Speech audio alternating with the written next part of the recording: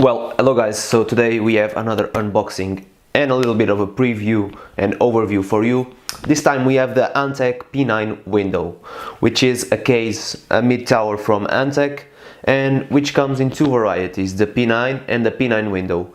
The P9 is just a regular P9 without the acrylic window, and the P9 window, which is the version we have here, as you can see by that thing over there, is the version with the acrylic. So we're gonna do an overview of the box. As you can see, it's plain old cardboard, which is more eco-friendly and all that jazz that we have nowadays. On the side we have a little peek of what's inside. We see like three 5.25 drive bays, I think 7 or 8 3.5 bays, and we will see more about that later. On the back we have the features, and we can see the case expanding where we see all the moving parts, and we have the characteristics in English, some features like we see easy access to I/O port, stop mesh panel, and you can pause the video now if you want to read them all. So on top we have the specifications, such as weight, and I'll show you in a bit. If you can see here,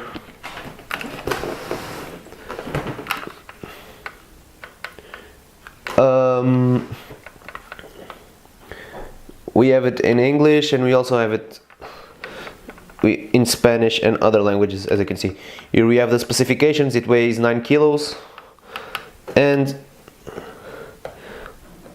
everything that's included with this case, but the protection that comes with the case, so it doesn't get damaged during transport. And as you take off these panels,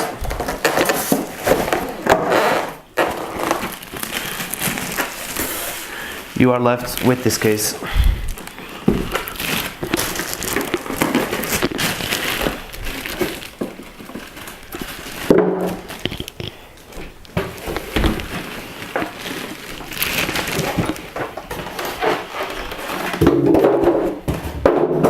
You are left with the case and this plastic cover. So let's remove it and see what we have under the covers.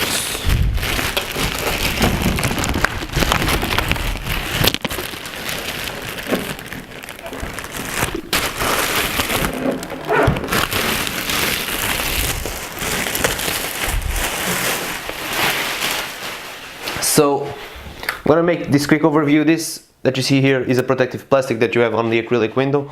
So I'm just gonna do one quick overview on the case. So on the side we have this huge acrylic window. We also see over here these fan filters that make cleaning the front fans really easy, since you can put up to 120 millimeters fans up front. I'm gonna show you the front of the case now.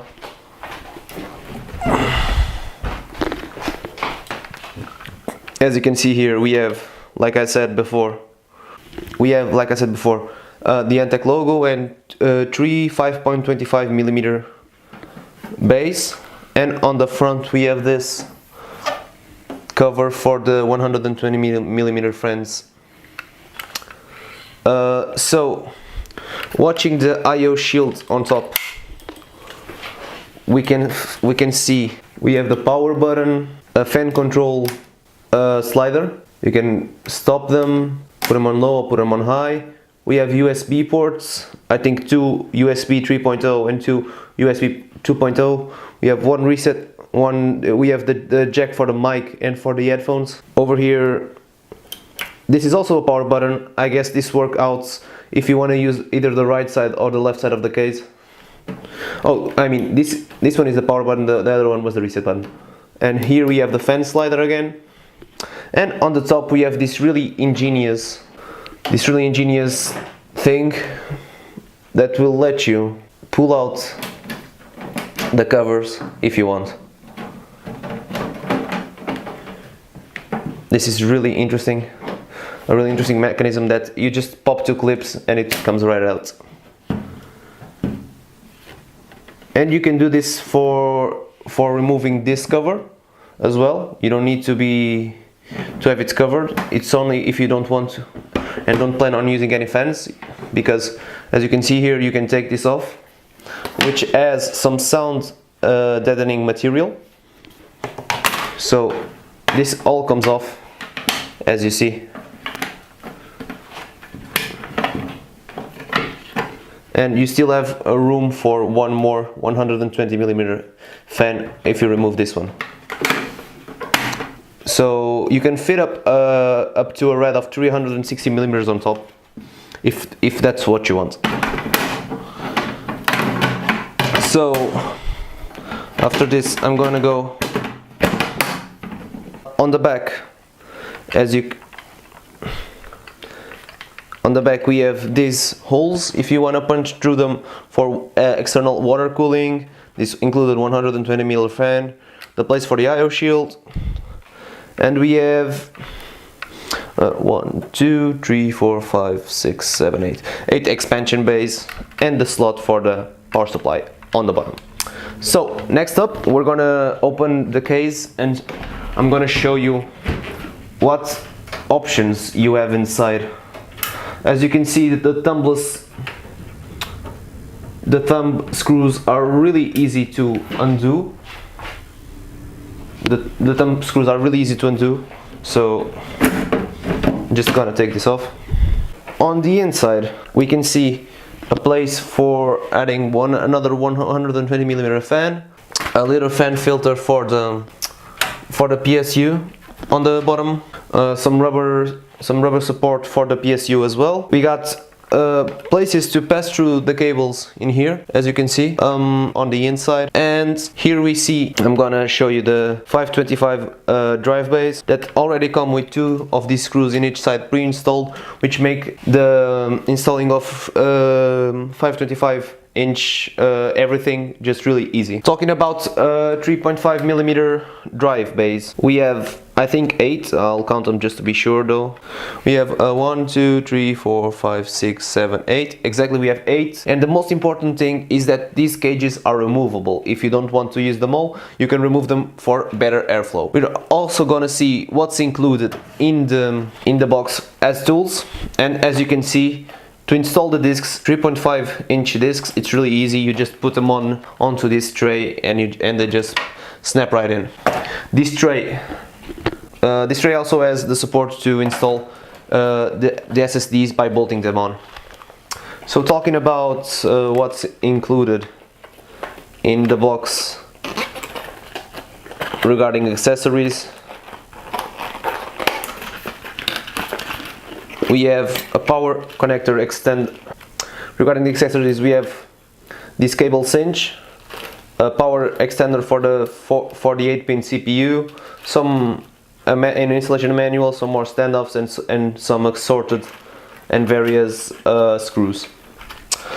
Talking about what's pre-installed, we have 120mm fan in the back, and I think that we have 2.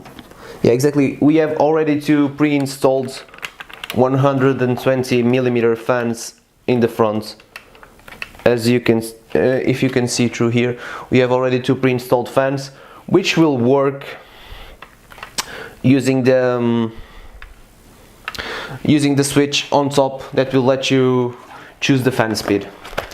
The fans are going to be plugged, I'm pretty sure, as it is common on. The fans are going to be plugged through a Molex connector, which will be found in the back.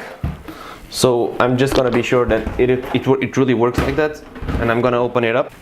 So not actually, you have here the fan stuff, and one interesting thing is that you have these supports for SSDs. These supports, so they will be hidden and it will make your build look really clean. Really clean. So the front fans are plugged into this thing, which I guess you will power, like I said, through a Molex connector, as it is usual in Antec models. So what we're gonna do next is we're gonna install an AMD system in this case, and we will show you how it looks finished up. So see you in a bit. Well, so hello guys, now we're back, and here we have the finished built system. So it looks a little bit like this. This is a small system, so it doesn't feel even half the case. As you can see, we have a mini ITX board, which means there will be lots of space, just empty space mostly. This was a quick build, so we didn't take that much care regarding cable management. We're using a Antec modular, semi-modular PSU with 620 watts, which also makes the cable management easier. We're using an RX 250 just for demo purposes. It's not a great GPU by any means, and the CPU is an AMD A10 780 50K. So the memories are GILs, 2 times 8 gigabytes of RAM at 1600 megahertz, but they clock easily up to 2000 megahertz. So the finished case looks like this, which is really simple because, as you can see, we didn't use any hard drives on this build. We just decided to use the SSD holders on the back of the case. You got tons of space on the back of the case, and I'm gonna start up the system so you can see the difference between some fans running on low, running on high, and running on none, because the integrated CPU fan controller on the top of the case is definitely one of the main highlights for me of this case. So I'm gonna turn it on. I'm gonna close up the mic to the computer so you can hear the noise.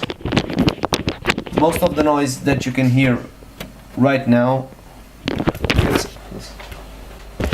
So right now we have absolutely no fans running except for the GPU and the CPU. But since the Noctua NHL9A is really silent, you mostly just hear the noise of the GPU. So I'm gonna now turn off both fans to low.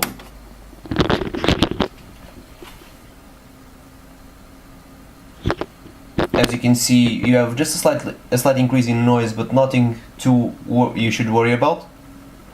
And I think this is the best setting for most of you guys.